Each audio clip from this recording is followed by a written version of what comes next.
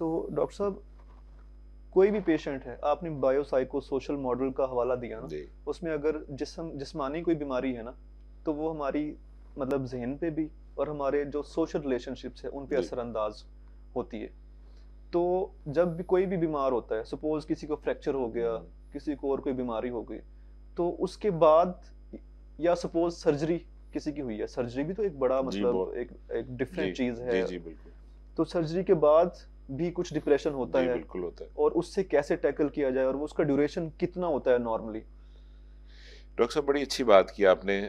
کوئی شخص اگر بڑے لمبے عرصے تک کسی بیماری کا شکار رہے، جیسے فریکچر ہو جائے اس کو، یا کوئی اور بیماری ہو جائے، یا سرجری ایسی ہو جائے جو کہ جس کے بعد اس کو ہیل کرنے میں، اس کو مندمل ہونے میں وقت لگے، تو انسان کیونکہ بستر پہ پڑ جاتا ہے اور وہ اپنا کام کاج بھی نہیں کر پاتا.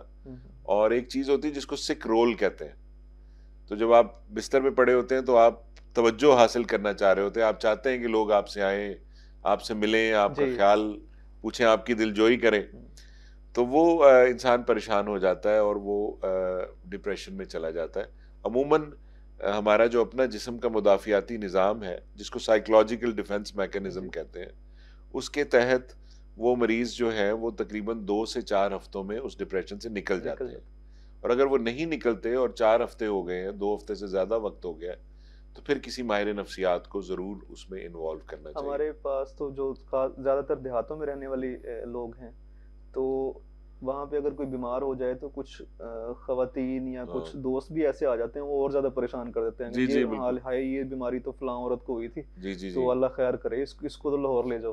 لاہور. اس طرح وہ اور زیادہ چیز کو بڑھا دیتی ہیں بجائے کہ اس کو ٹیکل کرنے میں ہیلپ کریں.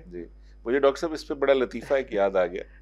اس طرح ایک شخص جو ہے وہ بیمار ہو گیا اور وہ بستر پہ پڑ گیا، تو اسی طرح اس کے مہمان عزیز رشتہ دار آ کے مشورے دینے لگے. کسی نے کہا کہ اس کو نیم کے پتے پلاؤ، کسی نے کچھ کہا، کسی نے کنین کی گولیوں کا مشورہ دیا. تو پیچھے ایک بیچارہ معصوم سا شخص کھڑا تھا، اس نے کہا جی اس کو سون حلوہ کھلائیں. تو مریض فوراً آنکھیں کھولی اور اٹھا اور کہتا ہے کوئی ایدی بھی سڑو.